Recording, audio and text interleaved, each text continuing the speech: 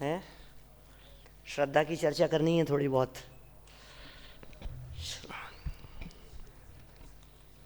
Hello hello.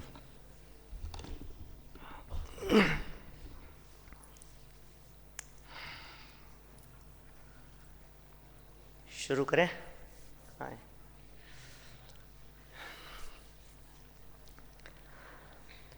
मोक्षमार्गस्य नेतारं भेतारं कर्मभूभृतां ज्ञातारं विश्वतत्त्वानां वन्दे तद्गुणलब्धये, वन्दे तद्गुणलब्धये। परमागम honours का यह वार्षिक महोत्सव, अर्धवार्षिक महोत्सव है और इस प्रसंग पर पूरे देश में ही नहीं पूरी दुनिया में लोग इस बात को लाइव सुन रहे हैं। रत्नत्रय के महत्व की चर्चा यहाँ चल रही है। सम्यक ज्ञान के महत्व की चर्चा आप सुन चुके हैं। श्रद्धान का क्या महत्व है? बहुत से लोग ऐसे हैं जो लोग रत्नत्रय से परिचय रखते हैं और विशेषकर हमारे महाविद्यालय के सभी विद्यार्थी जानते हैं रत्नत्रय क्या चीज़ है। लेकिन बहुत से लोग ऐसे भी हैं पूरी दुनिया में सुनने वाले जो सम्यक दर्शन को ही नहीं जानते। जब हम दर्शन के महत्व की बात करते हैं, जब हम श्रद्धान के महत्व की बात करते हैं, तो उन्हें लगता है ये क्या चीज़ है, तो क्या महत्व होगा। देखो भाई, मैं आपको मोक्ष मार्ग में श्रद्धान के महत्व की बात कहूँ उससे पहले आप ये समझ लो कि श्रद्धा के बिना, विश्वास के बिना लाइफ जीना मुश्किल है। मोक्ष मार्ग की बात नहीं कर रहा मैं बात कर रहा हूँ डे टू डे लाइफ की। मैं बात कर रहा हूँ हमारी रूटीन लाइफ की। श्रद्धा से रहित दुनिया में कोई व्यक्ति नहीं है। श्रद्धा मतलब विश्वास, भरोसा जिसे कहते हैं हम। बिना भरोसे की जिंदगी चलती है क्या? जगत में ऐसा वाक्य आपने कई बार सुना होगा, श्रद्धा से आसमान लगा है। अभी कुछ दिन पहले हमने क्रमबद्ध पर्याय की क्लास में चर्चा की थी। भरोसा होना चाहिए, विश्वास होना चाहिए। विश्वास वो चीज है कि यदि विश्वास और श्रद्धा नहीं है तो दवाई काम नहीं करती। डॉक्टर को दिखाओ। राजवार्तिक में उदाहरण दिया है श्रद्धा के लिए, सम्यक दर्शन के लिए। औषधि पर श्रद्धा रखने का एग्जाम्पल देकर के बात कही है। आपको भरोसा है कि नहीं? यदि आपको डॉक्टर पर भरोसा नहीं है, यदि आपको दवाई पर भरोसा नहीं है, तो आप मान करके चलो, आप कितने भी अच्छे से अच्छे डॉक्टर को दिखा लो, आपको वो दवाई असर नहीं करेगी। उस डॉक्टर को दिखाने पर, बड़े से बड़ा डॉक्टर है, सारी दुनिया में नाम है, लेकिन आपका विश्वास उसके ऊपर नहीं है, उसके द्वारा दी गई दवा आपको काम नहीं करती है। और गली में रहने वाला एक छोटा सा डॉक्टर है, कोई नहीं पूछता है उसको, और आप कहते हो मुझे आपके ऊपर विश्वास है। वो कुछ भी लिखता है, कुछ भी कहता है, और भरोसे से काम होता है। भरोसा वो चीज है, विश्वास वो चीज है जो पत्थर की मूर्ति को भगवान बना देता है। पाषाण की प्रतिमा किसने भगवान बना दिया उसे? श्रद्धा। विश्वास के बिना चलता नहीं है हमारा कुछ भी। विश्वास नहीं हो तो परिवार नहीं चलते हैं, परिवार टूट जाते हैं भाई साहब विश्वास के बिना। आप क्या बात कर रहे हैं? एक दूसरे के ऊपर विश्वास नहीं हो तो बिजनेस नहीं चलते हैं। आज दुनिया में जितने बिजनेस चलते हुए दिखाई दे रहे हैं, सब विश्वास के भरोसे चल रहे हैं, भरोसे के ऊपर चल रहे हैं। कितना माल ऐसे भेज देते हैं, कितना कितना कितना उधार दे देते हैं, लेन देन चलता है, जितने व्यवहार चलते हैं सब भरोसे पर ही तो चलते हैं।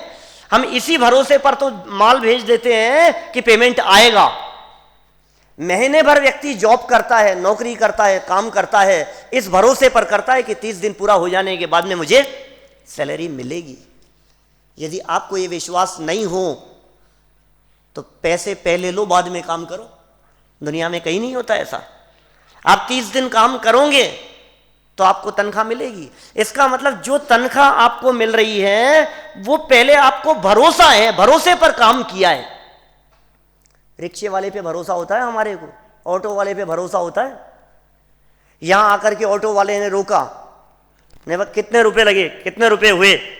बोले 80 रुपये। मैंने कहा 500 के नोट हैं। बोला लाओ आओ जी चेंज करा लाता हूँ। हमने 500 का नोट दे दिया, वो लेकर के चला गया सामने। आपको भरोसा है कि ये ला करके पैसे देगा? भरोसा है कि नहीं इस बात पर? आप ये नहीं सोचते यार 500 का नोट दे दिया, इसने ला करके मुझे 20 ही रुपए दिए तो कहीं ये बदल गया, इसने कहा कि भाई साहब 100 ही दिए थे आपने तो। भरोसा है ना आपको? मेरा कहने का मतलब है कि बिना विश्वास के लाइफ नहीं चलती है, बिना भरोसे और बिना श्रद्धा के दुनिया में जीना मुश्किल है। बात तो यहां मोक्ष मार्ग की चल रही है। एक कदम नहीं चल सकते हो आप। जब लौकिक जीवन में हम श्रद्धा और विश्वास के बिना 2 कदम नहीं बढ़ सकते हो, एक दिन नहीं जी सकते हो, तो मोक्ष मार्ग में श्रद्धा का क्या महत्व होगा आप कल्पना कर सकते हैं? इसके बिना मोक्ष मार्ग कैसे चल सकता है? सफर करते हैं हम सब, ट्रेन में सफर करते हैं, फ्लाइट में सफर करते हैं, बस में सफर करते हैं, इस भरोसे जाकर के बैठते हैं कि हमें गंतव्य स्थान पर ले जाएगी। आपको पता है उस ट्रेन को कौन चला रहा है? क्या पता साहब?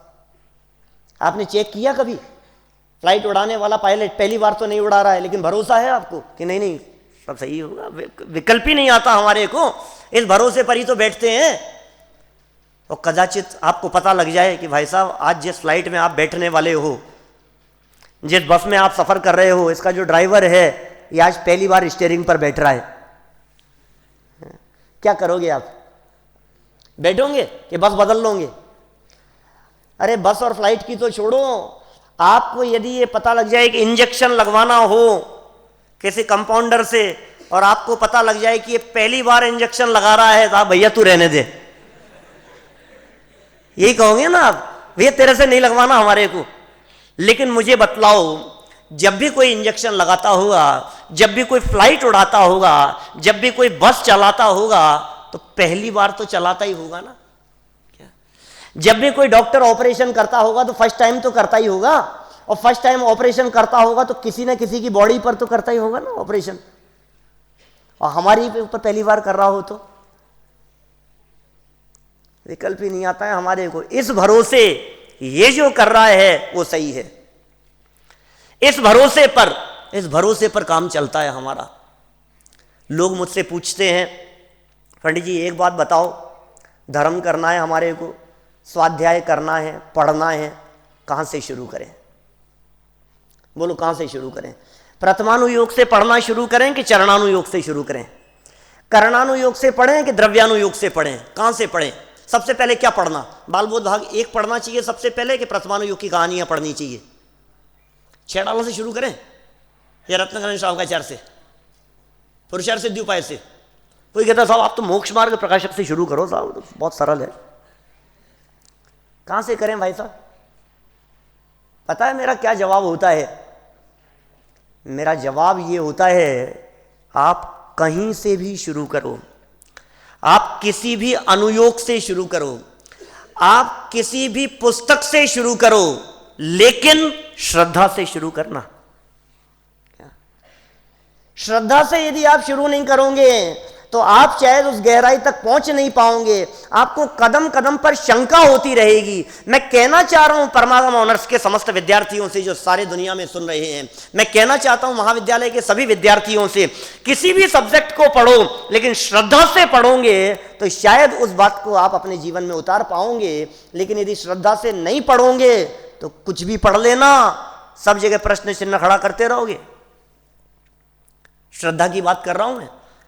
प्रथमानुयोग पे भरोसा नहीं होगा भाई साहब आपको यदि श्रद्धा नहीं है और आपने यदि प्रथमानुयोग खोल करके बैठ गए तो आप ये कहोगे अरे यार क्या पता यार, कितने भव की किसने देखे, ये कह रहे हैं ऐसा हुआ था वैसा हुआ था। ऋषभ देव की इतनी आयु बतला रहे हैं, पता है कितनी आयु? 84 लाख पूर्व, और एक पूर्व कितना बड़ा, 70,56,000 करोड़ वर्ष का। हमें भरोसा नहीं है। अब प्रथमानुयोग नहीं पढ़ पाओगे तुम। 500 धनुष की काया, भरोसा नहीं है हमारे को। हे यार ऐसा कोई होता है क्या? जन्म समय में रत्न बरसते थे, 3.5 करोड़ रत्न एक बार में, 14 करोड़ रत्न बरस रहे हैं दिन में 4 टाइम यदि रत्न बरसते हो तो, और 9 महीने नहीं 15 महीने तक रत्नों की बरसात। भरोसा नहीं है हमारे को। तुम कुछ भी पढ़ लो तुम्हें भरोसा नहीं होगा। प्रथमानुयोग पे भरोसा नहीं होगा। इसका मतलब प्रथमानुयोग यदि पढ़ना है तो विश्वास के साथ में पढ़ना है कि जो बात यहां कही गई है ये वीतरागी संतों के माध्यम से कही गई है, ये भरोसे के लिए। चरणानुयोग उठा करके देख लो, कदम कदम पे अरे यार पुराने जमाने की बातें हो गई, रात को क्या बात कर रहे हो आप, आलू प्याज जमी गंद, अरे क्या है, किसने देखे, तो भरोसा ही तो है ना भाई साहब। पानी छना हुआ है, अभी छन करके आया है, 1-1.5 घंटा हो गया और आप कहते हो कि इसमें जीवोत्पत्ति हो गई, ये भरोसा ही तो है। बिना भरोसे के चरणानुयोग में आप कदम रख सकते हो क्या? आप रत्नकरण श्रावकाचार पढ़ सकते हैं क्या बिना भरोसे और बिना विश्वास के? पूरा का पूरा चरणानुयोग श्रद्धा पर टिका है। आप यदि श्रद्धा से नहीं पढ़ेंगे तो आप चरणानुयोग की बातों पर प्रश्न चिन्ह खड़ा करते रहेंगे, आपको भरोसा नहीं होगा, आपको विश्वास नहीं होगा, आप ये कहेंगे यार हटाओ ये क्या है। और कर्णानुयोग तो प्रश्न चिन्ह का भंडार दिखाई देता है। कर्णानुयोग तो जो भी उठा करके देखो, 16 स्वर्ग 7 नरक, स्वर्ग नरक की चर्चाएं करो, 16 ये हैं, वहां से मर करके वहां जाता है, इसका ऐसा होता है, कर्म सिद्धांत गुणस्थान मार्गणा स्थान की चर्चा। कर्म होते हैं क्या नहीं होते? कर्म बनते हैं क्या? अच्छा स्वर्ग नरक होते हैं कि नहीं होते? होते हैं। कितने होते हैं स्वर्ग? 16 होते हैं। किस किस ने गिने हैं? किसी ने भी नहीं। तो किस बात पे भरोसा है आपको? आगम पे भरोसा है। आत्मा की चर्चा करो, द्रव्यानुयोग की चर्चा। लोग कह देते हैं कौन आत्मा, कैसा आत्मा, हम नहीं मानते आत्मा को।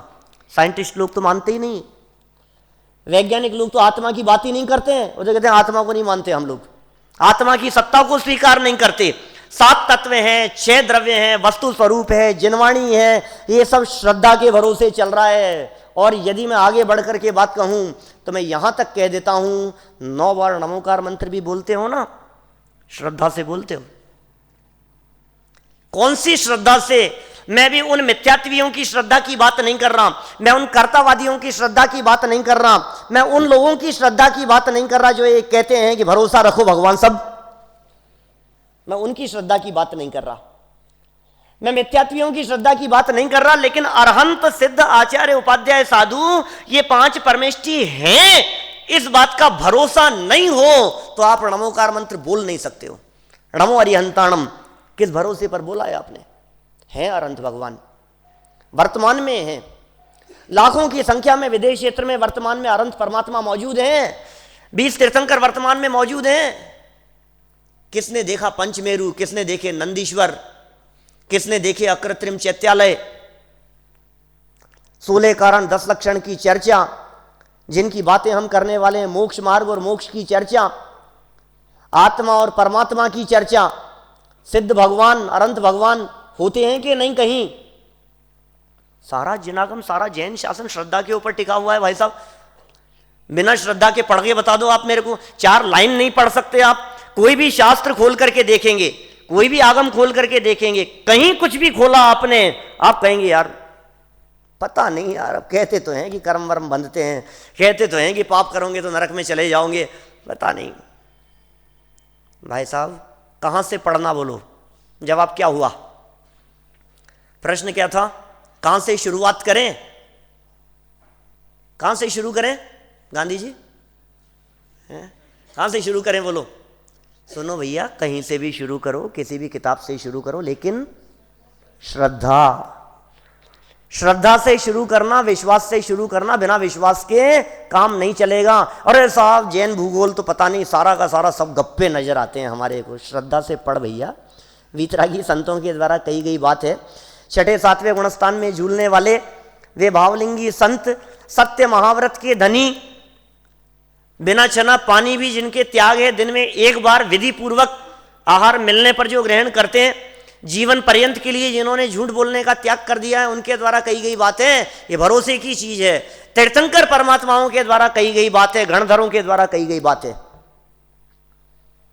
सिर्फ व्यवहारिक बातें कही है मैंने, सम्यक दर्शन की बात नहीं कही अभी मैंने आपसे। इसका नाम सम्यक दर्शन नहीं है, ये तो सम्यक दर्शन प्रकट करने की दिशा में पहला कदम है। पहले मैंने बात कही लौकिक विश्वास की। लोक व्यवहार में विश्वास कितना जरूरी है, बिना विश्वास के चलता नहीं है। फिर मैंने बात कही, जिनवाणी पढ़ते समय विश्वास की, और पढ़ते समय विश्वास के बाद में अब मैं बात करता हूं आपसे मोक्ष मार्ग में विश्वास की। विश्वास और श्रद्धा के बिना तो कोई जीव होता ही नहीं है। श्रद्धा तो जीव की पर्याय है, श्रद्धा गुण की प्रत्येक जीव में होती है, सम्यक या मिथ्या, इट डजंट मैटर। श्रद्धा तो है ना, श्रद्धा किसके पास में नहीं है बताओ?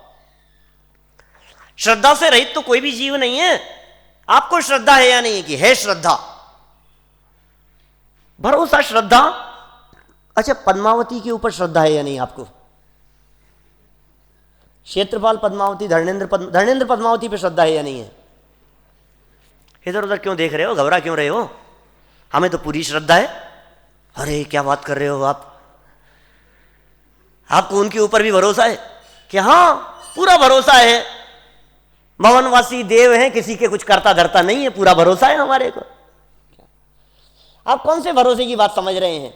है ना, पद्मावती और धर्मेंद्र का सद्भाव है ना, उससे कहां इनकार है? कि आप व्यंतरों को मानते हो कि नहीं?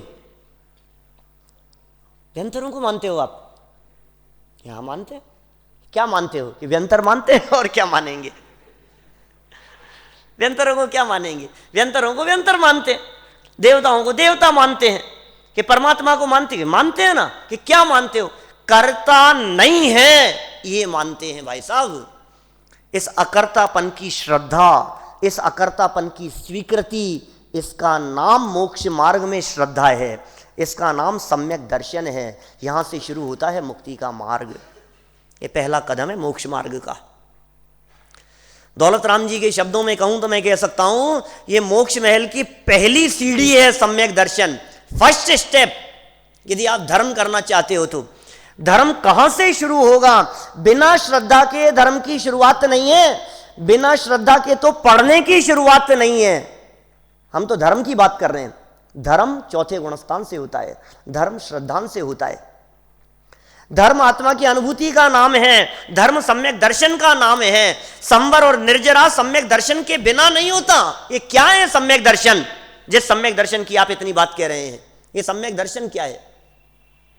ज्ञान तो समझ में आता है, श्रद्धा की इतनी क्या जरूरत है? जान लिया और सेवन कर लिया, श्रद्धा की क्या जरूरत है? सर्वार सिद्धि, राजवार्तिक, श्लोक वार्तिक, जहां सम्यक दर्शन ज्ञान चारित्राणी मोक्ष मार्ग है, इस सूत्र की व्याख्या की तो वहां उन्होंने बहुत बातें उठाई, बहुत तर्क वितर्क किए। इस तरह से एक से काम चल जाएगा, दो से काम चल जाएगा, तीनों की क्या जरूरत है? जान लिया और सेवन कर लिया। ये दवाई लेनी है और लेनी है ये ज्ञान, और ले ली तो तबीयत ठीक होगी कि नहीं होगी? भरोसा जरूरी है भाई साहब, बिना भरोसे के नहीं होगा। श्रद्धा, ज्ञान और चारित्र, इन तीनों की एकता को मोक्ष मार्ग कहा है। और इन तीनों की एकता में सबसे पहला नंबर दिया है उमा स्वामी आचार्य ने श्रद्धा को, दर्शन को। सम्यक दर्शन, ज्ञान, चारित्राणी मोक्ष मार्ग है, सम्यक दर्शन पहले दिया। यद्यपि हमारी इस सभा में आज हम ज्ञान की चर्चा पहले कर चुके हैं, क्योंकि ज्ञान के बिना श्रद्धान नहीं होता, यही कहा गया होगा ना, यही चर्चा सुनी होगी आपने, बिना ज्ञान के श्रद्धान नहीं होता। लेकिन मैं ये कहना चाहता हूं, बिना श्रद्धान के ज्ञान बेकार है। वो ज्ञान किस काम का? जिस ज्ञान पर भरोसा नहीं हो, विश्वास ही नहीं है हमारे को। ज्ञान तो है सब, अब जानते तो सब हैं, बोलो हम आत्मा हैं। तुम कौन हो? आत्मा है। भगवान करता धरता है क्या? कि नहीं है। सात तत्व को जाना, सात तत्व को समझ लिया, जानते तो हैं। श्रद्धा नहीं होगी तब तक मोक्ष मार्ग शुरू नहीं होगा। सम्यक दर्शन को कई रूप में, इस सच्ची श्रद्धा को जो कि मोक्ष मार्ग में प्रथम स्थान रखती है, उसे कई तरह से परिभाषित किया है शास्त्रकारों ने। मैं ज़्यादा डिटेल में आपसे उसकी बात नहीं करना चाहता, क्योंकि सम्यक दर्शन तो ऐसा टॉपिक है कि जीवन भर उसकी चर्चा करो। प्रत्येक शिविर में, प्रत्येक आयोजन में, प्रत्येक जगह पर, चाहे पंचकल्याणक हो, चाहे कोई भी आयोजन हो, अपना छोटा से छोटा आयोजन, एक सिंगल प्रवचन भी यदि किसी वक्ता का होता है तो वो किसके लिए होता है? सम्यक दर्शन के लिए होता है। सारी चर्चा ही सम्यक दर्शन के लिए है। और कई मुमुक्षु मंडलों में तो जो लोग मिलते हैं वो कहते हैं, पंडित जी बस अपने तो लाइफ का एक ही उद्देश्य है, वो क्या? सम्यक दर्शन हो जाए। वो क्या है सम्यक दर्शन? वो किस पे भरोसा है? पर पे भरोसे की बात नहीं है, जगत के पदार्थों पे भरोसे की बात नहीं है। दौलत राम जी कहते हैं पर द्रव्यंते भिन्न, सब पर भरोसा है, अपने आप पे भरोसा है या नहीं है? ये बताओ। क्या सब पे भरोसा है हमारे को? क्या मशीनों पर भरोसा है, टाइम पर भरोसा है, मोबाइल पर भरोसा है, गाड़ियों पर भरोसा है, जगत के सारे पदार्थों पर भरोसा है, अपने आप पे भरोसा है या नहीं है? अपने आप पे भरोसे का नाम है सम्यक दर्शन। यहां से शुरू होगा मोक्ष मार्ग। मैं आत्मा हूं, पर द्रव्यनते भिन्न, आप में रुचि सम्यक भला है, आप रूप को जान पनो सो सम्यक ज्ञान कला है। पर द्रव्यंते भिन्न, किसकी रुचि? पर द्रव्यंते भिन्न, आपकी रुचि भाई साहब, आपकी रुचि है। आपकी रुचि होगी तो सम्यक दर्शन। आपकी मतलब अपने आप की, किसी और की नहीं। अपने आप में इंटरेस्ट है या नहीं? अपने आप पे भरोसा है या नहीं? सब सेल्फ कॉन्फिडेंस जिसे कहते हैं ना सारे जगत में, उस सेल्फ कॉन्फिडेंस की बात नहीं कर रहा हूं मैं उस आत्मा की बात कर रहा हूं जो इस देह देवालय में विराजमान है। उस आत्म तत्व की बात कर रहा हूं मैं। उस पे भरोसा है कि नहीं? उसका नाम सम्यक दर्शन है। जैसे मोक्ष महल की पहली सीढ़ी कहकर के पुकारा है, ये प्रथम सीढ़ी है। सुनो भैया, ये सम्यक दर्शन है तो मोक्ष मार्ग है, और सम्यक दर्शन नहीं है तो कितना भी पढ़ लेना, सारा पढ़ना बेकार है। या बिन ज्ञान चरित्रा सम्यकता ना लहे, ऐसा कहते हैं दौलत राम जी। मोक्ष महल की प्रथम सीढ़ी, या बिन ज्ञान चरित्रा सम्यकता ना लहे, सो दर्शन धारो भव्य पवित्रा। कितना पढ़े? सब अंग पढ़े, नौ पूर्व रटे। सम्यक दर्शन नहीं है तो क्या होगा? 11 अंग 9 पूर्व का पाठी हो जाए। आप जानते हैं 11 अंग 9 पूर्व का ज्ञान कितना होता है? कल्पना से परे है, दिमाग काम नहीं करता है। आप 11 अंग 9 पूर्व की बात, क्योंकि जितना वर्तमान में उपलब्ध साहित्य है ये सब एक अंग का अंश मात्र है। दर्शनाचार्य को कितना ज्ञान था? दर्शनाचार्य तक कितना रह गया था? अंग का भी, अंग से भी कम ज्ञान था ना उनको। अब जितनी उपलब्ध जनवाणी है ये सारी की सारी एक अंग का भी अंश मात्र है। और जनवाणी क्या कह रही है? 11 अंग 9 पूर्व का पाठी हो जावे, लेकिन अपने को आप रूप अनुभव न करे, अपने को आप रूप श्रद्धान न करे, तो कहते हैं सारा पढ़ना बेकार हो गया। क्या नहीं पढ़ा होगा बोलो? 11 अंग पढ़ करके क्या बाकी रह गया होगा? कौन सी कर्म प्रकृति के नाम नहीं जानता होगा? कौन से द्वीप समुद्र को नहीं जानता होगा? कौन से गुणस्थान मार्गणा स्थान को नहीं जानता होगा? आत्मा परमात्मा, आत्मा की भेद प्रभेद नहीं जानता होगा वो? क्या कमी रह गई है ये बताओ? द्रव्यलिंगी मुनि, क्या कमी रह गई है बाह्य चारित्र में, बाह्य आचरण में? कोई कमी नहीं दिखाई देती है, कुछ कमी नहीं दिखाई दे रही है। अरे यार कितना उत्कृष्ट पालन कर रहा है, कितना उत्कृष्ट पालन कर रहा है। किसी काम का नहीं है ये। श्रद्धा के बिना ज्ञान व्यर्थ है, श्रद्धा के बिना चारित्र व्यर्थ है। श्रद्धान यदि नहीं है, श्रद्धान का क्या महत्व है? यदि श्रद्धा है तो ज्ञान जितना भी है सब सम्यक हो गया। यदि श्रद्धा है तो चारित्र जितना भी है सब सम्यक चारित्र हो गया। और यदि श्रद्धा नहीं है तो जितना जाना सब गलत, सब गलत। सम्यक दर्शन यदि नहीं है तो 7 तत्व के नाम भी यदि आपने जाने हैं, 6 द्रव्य के नाम की यदि आप बात करते हो, आत्मा परमात्मा की जितनी भी चर्चा करते हो, हम कहते हैं ये सब कौन सा ज्ञान है? सम्यक है कि मिथ्या? मिथ्या ज्ञान है। सम्यक दर्शन नहीं है तो सारा ज्ञान मिथ्या ज्ञान है। और सम्यक दर्शन यदि है तो बिजनेस का भी ज्ञान हो, अकाउंट्स का भी ज्ञान हो तो क्या है? सम्यक ज्ञान है। लो, ज्ञान की सम्यकता का आधार वो श्रद्धान। ये चारित्र सच्चा चारित्र है कि नहीं है, इस बात का आधार क्या है? इस चारित्र के सम्यकपन का आधार है सम्यक दर्शन। सम्यक दृष्टि नहीं है, मिथ्या दृष्टि है। कितना भी आचरण पाले, भूखा प्यासा रहे, एक टांग पर खड़ा हो जाए, अणुव्रतों और महाव्रतों का पालन करे और इतना दृढ़ता से पालन करे। टोडरमल जी साहब ने लिखा, चमड़ी खींचो उसकी और नमक मिर्च छिड़को उसके ऊपर, नमक मिर्च डाल दो, आंख की कोर तक लाल नहीं होती।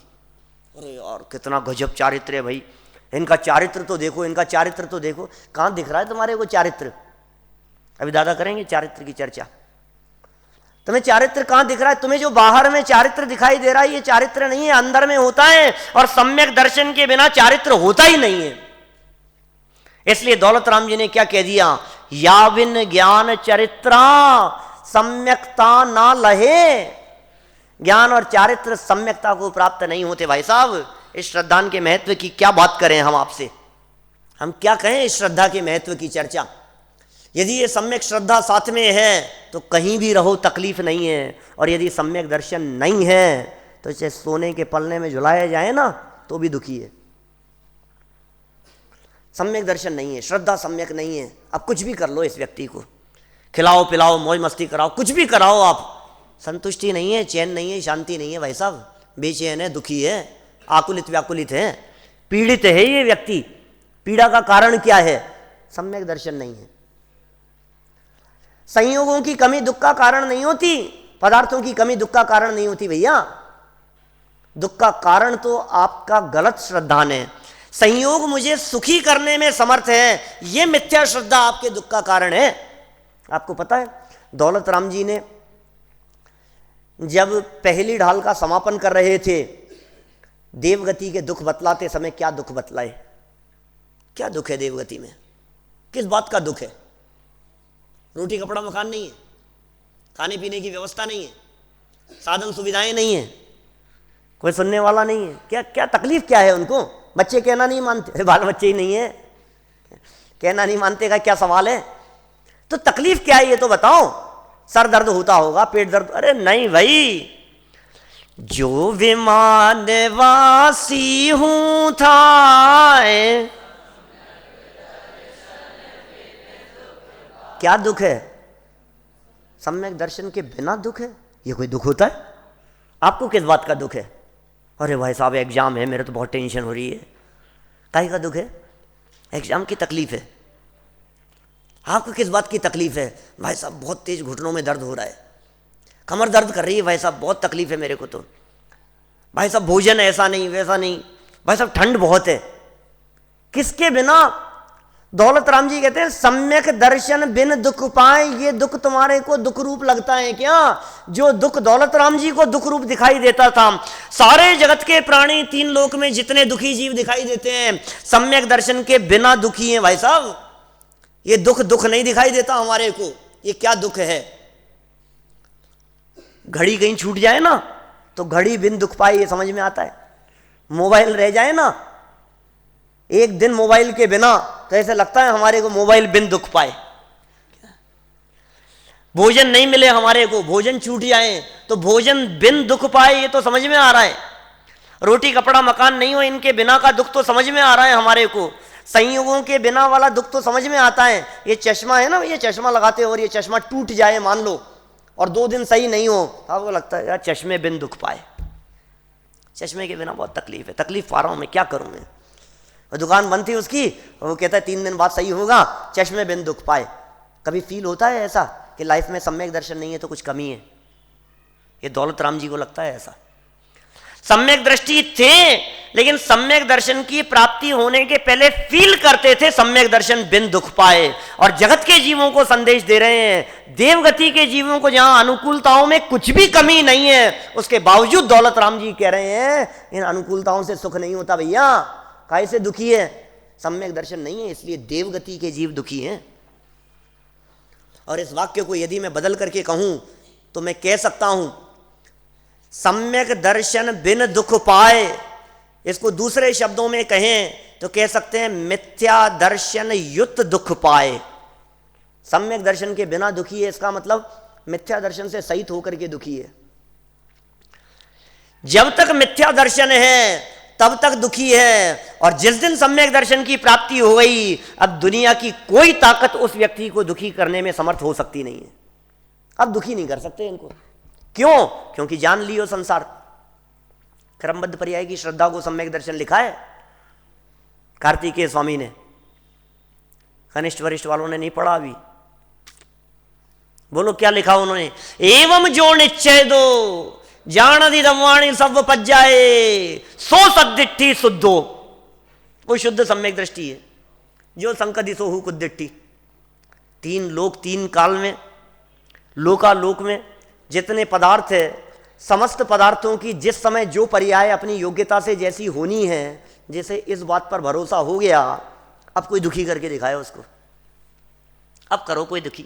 क्रमबद्ध पर्याय पे हमारे को श्रद्धा है, तो कोई व्यक्ति हमारे को परेशान करके बताओ। हम जानते हैं भाई साहब, अनंत काल पहले अनंत केवलियों के ज्ञान में ये बात झलकी है।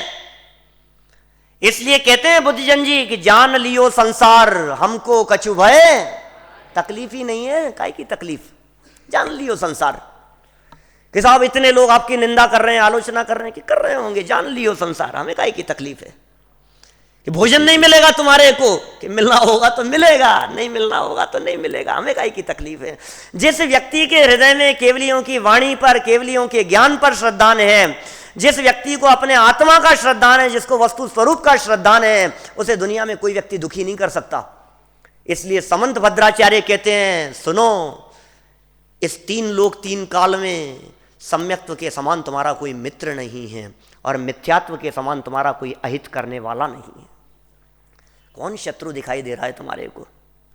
न सम्यक्त्व समम किंचित त्रैकाल्ये त्रिजगत्यपि श्रेयो श्रेयश्च मिथ्यात्व समम नान्य तनुभृताम। इन शरीरधारी संसारी प्राणियों के कौन दुखी है, कौन सुखी? कौन दुखी करने में समर्थ है? तेरी अज्ञानता, तेरा मिथ्यात्व, तेरी गलत मान्यता, तेरी उल्टी मान्यता। तू अपनी मान्यता की वजह से दुखी है। संयोगों की कमी यदि दुख का कारण हो तो मुनिराज कितने दुखी हैं। सुनो, संयोग बिल्कुल नहीं है, फिर भी सप्तम नरक का नारकी भी सम्यक दृष्टि हो तो अतीन्द्रिय आनंद रस का रसास्वादन करता है। सप्तम नरक का नारकी भी बाहर नारक कृत दुख भुगते, अंतर सुख रस घटा घटी, अतीन्द्रिय आनंद का रसास्वादन कर रहा है। और सम्यक दर्शन यदि नहीं हो तो स्वर्गों में रत्न वैभव और आभूषणों के बीच में रहता हुआ व्यक्ति भी दुखी है, परेशान है, पीड़ित है। वो व्यक्ति कि क्यों पीड़ित है? मिथ्या दर्शन की वजह से दुखी है भाई साहब। अब आप क्या चाहते हो बोलो? सम्यक दर्शन होना चाहिए कि मिथ्या दृष्टि बने रहना चाहिए? ये कीमत है। सम्यक दर्शन चीज क्या है? सम्यक दर्शन कहीं बाहर से नहीं होना है। सम्यक दर्शन होने पर मोक्ष मार्ग दिखने लग जाता है। जिस जीव को सम्यक दर्शन हो गया, अब कोई व्यक्ति कहेगा साहब सम्यक दर्शन तो ठीक है, हो जाएगा, आप तो आगे बताओ मोक्ष में क्या करना है? फिर क्या करना है? सम्यक दर्शन तो हो गया साहब मेरे को, अब आप बताओ आगे क्या करूं मैं? अब तो चारित्र ले लूं ना। कि सुन, सम्यक दर्शन होता है तो मुक्ति का मार्ग दिखने लगता है, रास्ता दिखने लगता है। एक बार सम्यक दर्शन हो गया तो सम्यक दर्शन ये कहता है कि सुनो, हम तुम्हें मोक्ष में ले जाकर ही दम लेंगे। ये गारंटी है सम्यक दर्शन की। सम्यक दर्शन वो टिकट है जो एक बार बुक हो जाता है। एक बार यदि इसकी बुकिंग हो गई तो मोक्ष में जाएगा ही जाएगा वो व्यक्ति। अब दुनिया की कोई ताकत उसे मोक्ष में जाने से रोक नहीं सकती। उसका नाम है सम्यक दर्शन। कि सब छूट गया तो ये छूट जाए तो छूट जाए, काहे को घबराता है? वापस आएगा, वापस मिलेगा। ये वो टिकट है जिस टिकट के ऊपर डेट नहीं डली है। अपने ज्ञान के हिसाब से, सर्वज्ञ भगवान के ज्ञान में तो डेट भी नक्की है। कभी भी, कभी ना कभी सम्यक दर्शन रूपी टिकट छूट जाए चाहे ना छूटे, कुछ भी हो, ये मोक्ष में ले जाकर के छोड़ेगा। साधी अनंत काल के लिए सुख, वो सुख सम्यक दर्शन प्रकट होने पर मिलता है, उसकी अनुभूति हो जाती है। इसका नाम सम्यक दर्शन है। मोक्ष मार्ग में सम्यक दर्शन की बात कर रहे हो आप, आपको मालूम चल जाता है कि मोक्ष में क्या मिलने वाला है। उसका सैंपल है सम्यक दर्शन। इसके बिना संवर नहीं होता, इसके बिना निर्जरा नहीं होती, इसके बिना व्रत उपवास आदि कुछ भी कर लो सब झूठे होते हैं। ये सम्यक दर्शन होने पर वो आनंद आता है जिस आनंद की अनुभूति सिद्ध परमात्मा कर रहे हैं। हम क्या महिमा बतलाएं इसकी? इसकी महिमा तो वही जानते हैं जिनको सम्यक दर्शन हो गया है। क्या कहें, ये वो सम्यक दर्शन है जिसके जीवन में होता है तो स्वर्ग के देव आकर के उसके चरणों में जय जयकार करते हैं। पूरा प्रथमानुयोग सम्यक दृष्टियों की जय जयकार देवों के द्वारा की गई है, इस बात से भरे पड़े हैं। पूरे प्रथमानुयोग में देवों ने जय जयकार करी, देवों ने जय जयकार करी। काहे की जय जयकार करी भाई साहब? सम्यक दृष्टियों की, ज्ञानियों की। देव लोग उतर करके आ जाते हैं। दौलत राम जी कह रहे हैं, चरित्र मोहवश लेश न संयम पै सुरनाथ जजे। चारित्र मोह कर्म के उदय के कारण लेश मात्र भी संयम नहीं हो तो भी देव लोग जिसके चरणों में आकर के झुकते हैं। ये क्या चीज है सम्यक दर्शन, ये क्या निधि है, ये क्या रत्न है। ये सम्यक, तुम्हें महिमा आती है जगत के वैभव की। सुनो, सम्यक दर्शन हो तो जगत का वैभव जिस उत्कृष्ट जाति का मिलता है ना, वैसा मिथ्या दृष्टियों को कभी नहीं मिलता। कौन सा वैभव चाहिए आपको? कितना वैभव चाहिए बताओ? नारायण, प्रतिनारायण, चक्रवर्ती, तीर्थंकर, जितनी जगत में ये बड़ी बड़ी पदवियां हैं, ये सारी पदवियां सम्यक दृष्टियों के जीवन में बंधती है। सम्यक दर्शन हो तो चक्रवर्ती बन पाता है। सम्यक दृष्टियों को नारायण, प्रतिनारायण, इंद्र आदि जैसे पद मिलते हैं, और सम्यक दर्शन नहीं हो तो ये रोता रहे कि साहब, लेकिन सम्यक दृष्टि क्या है? इसके लिए सम्यक दर्शन प्राप्त करता होगा क्या? इसके लिए कि नहीं, सम्यक दर्शन में जो अतीन्द्रिय आनंद आया था ना, वो सैंपल मिल गया है, सिद्धों जैसा सैंपल। कैसा आनंद है वो, कैसा आनंद होता होगा। सम्यक दृष्टि जीव, वेद विज्ञानी, आत्मानुभवी वो व्यक्ति, कैसे आनंद की अनुभूति होती होगी, कल्पना करो आप। पता है कैसा आनंद? कभी कभी ऐसा लगता है कोई ऐसी चीज, जो चीज आप मार्केट से खरीद करके लाए और स्पेशल है, आपको पता है भाई साहब मैं ये वो चीज लेकर के आया हूं, अमिताभ बच्चन के पास भी वही है। हमारे को लगता है ऐसा, पता है किसके पास में? मोदी भी वही उसी दुकान से खरीदता है ये जैकेट, उसी दुकान की जैकेट पहनता हूं मैं भी, उसी से सिलवाता हूं, उसी से बनवाता हूं। किसकी महिमा आ रही है हमारे को? सुनो, हम जो आनंद की अनुभूति कर रहे हैं ना, ये आनंद वही आनंद है जो महावीर भगवान भोग रहे हैं। ये लगता है सम्यक दृष्टि को। सिद्ध भगवान जिस आनंद की अनुभूति कर रहे हैं, ये वो आनंद है जो आनंद मैं भोग रहा हूं, उसी जाति का है। अरहंत और सिद्ध परमात्मा, अनंत आनंद सिद्ध परमात्मा जिस आनंद की अनुभूति कर रहे हैं, उस आनंद का उपभोग मैं वर्तमान में कर रहा हूं। ये वो आनंद है। इसलिए जैसे भी बन पड़े, सम्यक दर्शन प्रकट करने का प्रयास करो। दौलत राम जी की अंतिम सीख कहकर के मैं बात को यहीं विराम देता हूं। वे क्या कहते हैं? मोक्ष महल की प्रथम सीढ़ी, या विन ज्ञान चरित्रा, सम्यकता ना लहे सो दर्शन धारो भव्य पवित्रा। फिर क्या कहा? दौल समझ सुन चेत सयाने, काल वृथा मत खोवे, यह नर भव फिर मिलन कठिन है, जो सम्यक नहीं होवे। अपने आप को संबोधन करते हुए दौलत राम जी कहते हैं, दौल समझ सुन चेत, और फिर क्या होगा? सयाना हो जाएगा। दौल समझ सुन चेत सयाने, काल वृथा मत खोवे। कहां काल खो रहा है? ये मनुष्य जीवन के दुर्लभ क्षण सम्यक दर्शन के बिना बर्बाद जा रहे हैं। यह नरभव दोबारा मिलने वाला नहीं है, जो सम्यक नहीं होवे। यदि सम्यक दर्शन की प्राप्ति नहीं हुई और यदि ये देह छूट गई तो दोबारा मनुष्य जीवन प्राप्त करना भी महान दुर्लभ है। अनंत काल तक चतुर्गतियों में और अनंत काल तक निगोद में जाकर के व्यतीत होवेगा। सम्यक दर्शन वो निधि है जिसके बारे में दौलत राम जी ने ऐसा, बनारसी दास जी ने ऐसा लिखा, एक समय की कमाई तू अनंत काल खाएगो। ये वो निधि है सम्यक दर्शन। ये वो रत्न है जो प्रकट एक समय में होता है, लेकिन एक समय में प्रकट हो जाने पर सादी अनंत काल के लिए ये जीव सिद्धालय में शाश्वत सुख की अनुभूति करता है।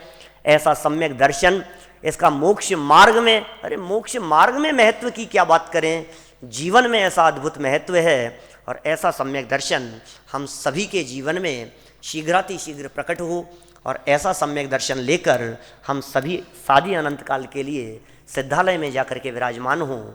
इसी भावना से मैं बात को यहीं विराम देता हूँ।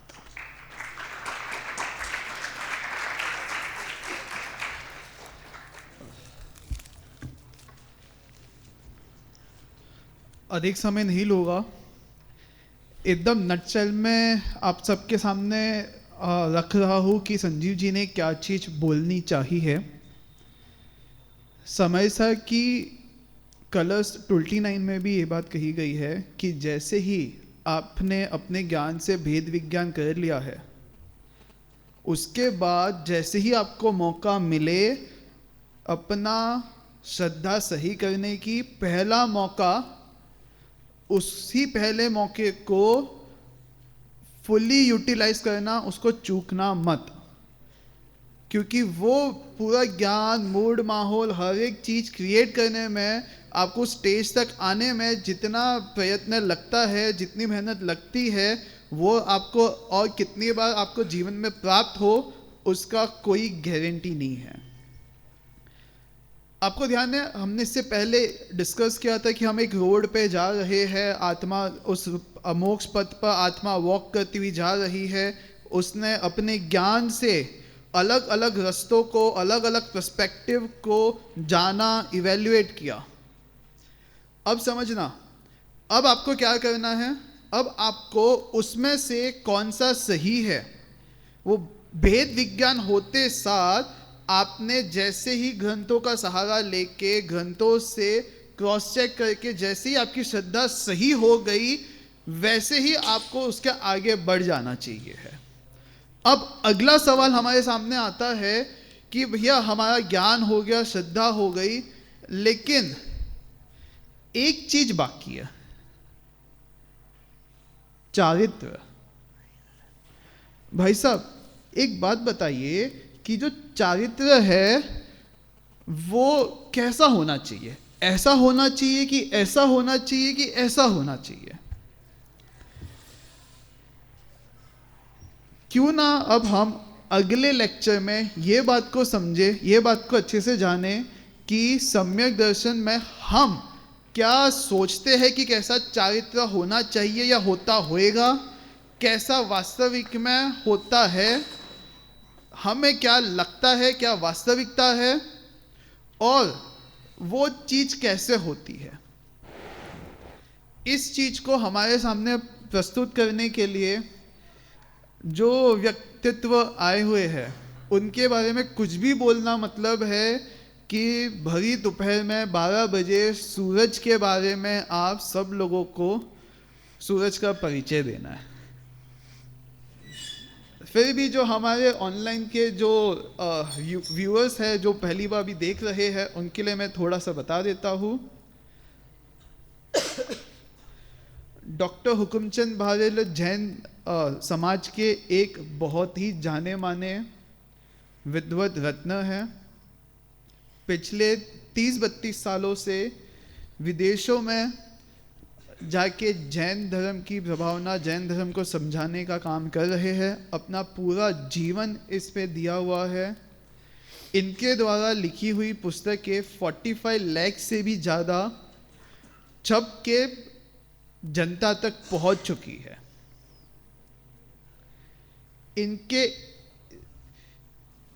इनके द्वारा जो विद्वान या जो विद्यार्थी पढ़ाए हुए हैं, उन विद्वानों के भी बच्चे भी विद्वान बन चुके हैं और A1 विद्वान बन चुके हैं, और उन विद्वानों के द्वारा पढ़ाए हुए विद्वान भी ऐसे विद्वान हैं जो अभी